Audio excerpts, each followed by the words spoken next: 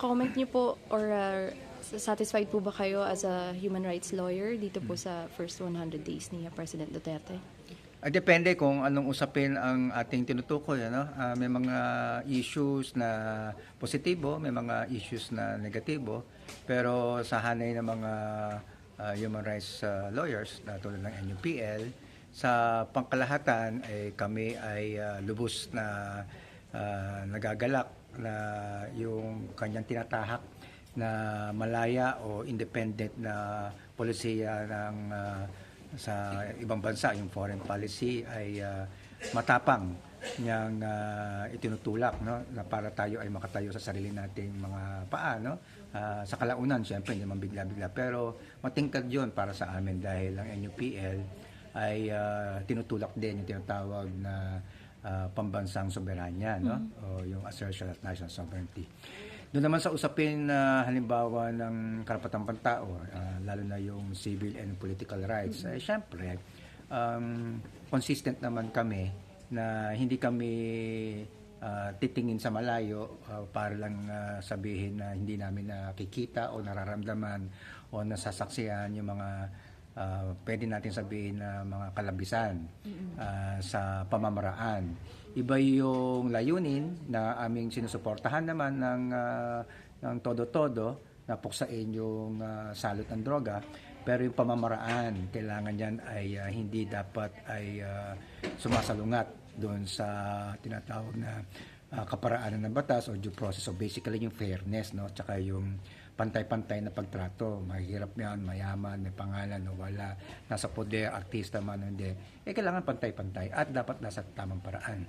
So, consistent naman kami sa NUPL doon na kailangan ay yung karapatang pantao ay kailangan galangin.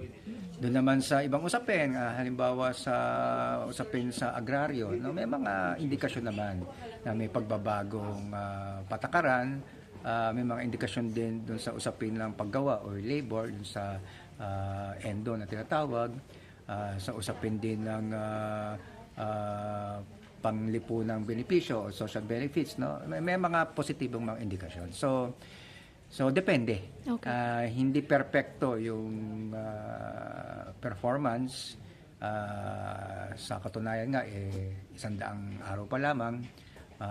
Meron pa tayong lagpas na 5 taon na hihintayin. Basta bukas sa mungkahi, kailangan ay makinig, no? Dahil kami sa NUPL, kami ay papalakpak pag ito ay dapat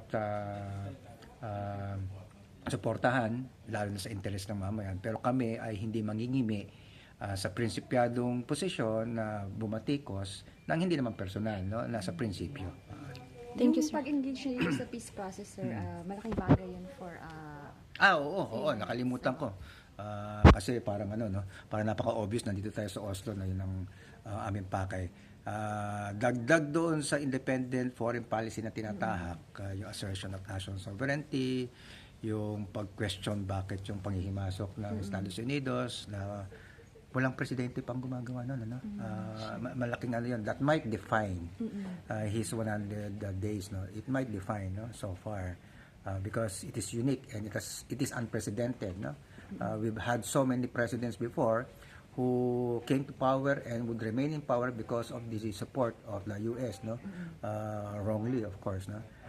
So yung usapin naman sa pangkapayapaan ay isa pang tampok na usapin na ang presidente natin ngayon ay pwede natin sabihin na bold yung kanyang mga steps, no? Dahil meron siyang political will, at least sa level niya. Hindi pa iba pa yan kung nata-translate sa ibang ahensya o kahit sa mga kinatawan niya, pero at least sa level niya, malinaw na gusto niyang resolbahan ang armadong tunggalian, at malinaw naman na siya, sinasabi niya na presidente siya ng kapayapaan, hindi presidente ng gera. So